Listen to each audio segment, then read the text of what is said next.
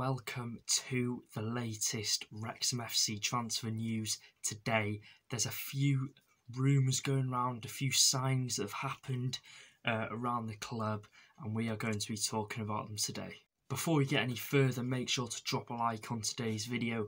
Make sure to subscribe as well if you are new. Let's try and hit 2.6k subscribers before the Folkestone and Victor game tomorrow. I think we're like 5 off or something by the time I'm recording this. And yeah, let's get into the news. So the first bit of news is Mingi has reportedly attracted interest from Phil Parkinson and Wrexham. Now the Hampshire Live have been reporting that Wrexham are looking to sign the 21-year-old on a permanent transfer from Portsmouth. The Reds are currently battling out with other League 2 clubs and other National League clubs to get his pen to paper. Mingi is currently out on loan to National League side Maidenhead United, where he's played 8 games this season, scoring 1 goal, which surprisingly came against Wrexham when we played in October. But so far, when he has played, he's been a very key player for Maidenhead. Don't forget as well, Portsmouth only did sign him in the summer from Charlton Athletic. But once they signed him, they had the aim to loan him out for him to get game time and then come back to Portsmouth. But as it stands, Wrexham seems to be leading the race to sign him on a permanent transfer. Danny Cowley has also confirmed a couple of National League sides are monitoring the youngster in midfield and want to sign him on a permanent basis. Grimsby have been one of the names that have been strongly rumoured to sign him they're after a replacement after Alex Hunt did depart back to Sheffield Wednesday after his loan spell, so they're looking for a replacement in the midfield, and Mingi is rumoured to go there. Cowley has also said they're going to see what's best for Jay and his future. They are willing to sell him in January, but if the money involved was to their valuation, they would accept it. Now, he's recently suffered, unfortunately, a dislocated shoulder, which could be thought to deter some of his admirers from signing him, so it might put off a couple of clubs.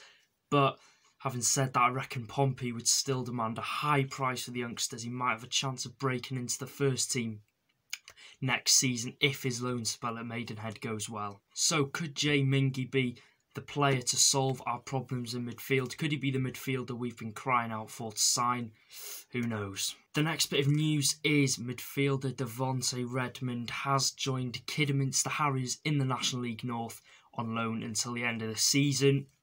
He wasn't getting much game time at the club. He hasn't really had much game time since he signed in the 1920 season. You know, Brian Hughes seemed to like him. He played him, but until when Keats got the job back, it's gone downhill for Devante, which is sad to see because he's such a good player, you know, coming through the ranks at Man United, having a good season at Salford, and to get him when we did was incredible.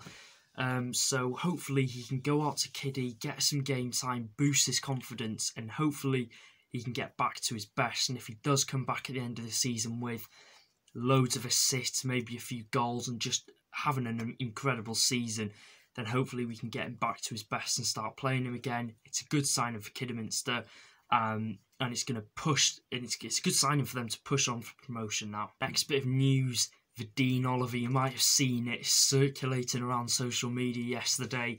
According to multiple sources, Wrexham have put a bid in for the 30-year-old Gillingham forward. He's a striker who's been prolific for the last couple of seasons, most notably when he scored 17 goals in 43 games in League One for Gillingham. He does play a massive part in the team this season. Obviously, Gillingham, they're not doing the best. They've just sacked their manager. Is the manager the problem why Vadaine Oliver hasn't been scoring as many this season? It was like with Norwood when Cook was there, he wasn't getting game time, but now McKenna's come in, he started scoring again like this. So hopefully we can get him whilst we can. I'd be very happy with this signing. And he's just a key part of Gillingham's team at the minute. And if we got him, then it'd be a huge loss for the Gills. But if the right amount is offered, like we've said before with Mingi, it's hard to say no. So yeah, very exciting news about Vadaine Oliver. Could we see him in for the Grimsby Town game next Tuesday? Who knows? It would certainly be a very good signing. And the last news is probably the biggest. I don't know why I've kept it to the last. But Ollie Palmer It's getting closer, Wrexham fans. According to the Football League World we have put a bid in of £180,000 for the 6'5" target man. Now, Parkinson was recently at the Stadium MK for the Papa John's Trophy game of Milton Keynes versus Wimbledon, where he was scouting him ahead of making his big money move for the striker. Now, it's been obvious for a while now that we've needed that target man up top to get on the end of the long balls we're playing and just get on the end of Tozer's throws when he hurls them into the box.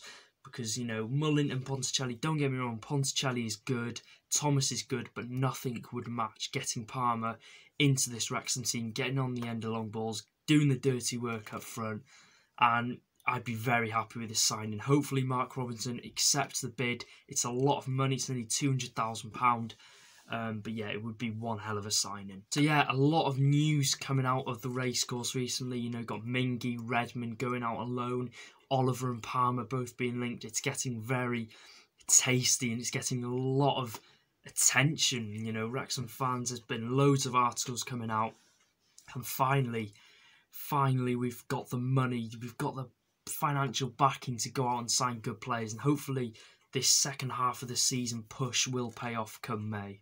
Make sure to drop a like on today's video, click the red subscribe button for more Wrexham FC transfer news. There'll be a lot more coming your way once we've signed players and match reactions, and I'll see you guys in the video.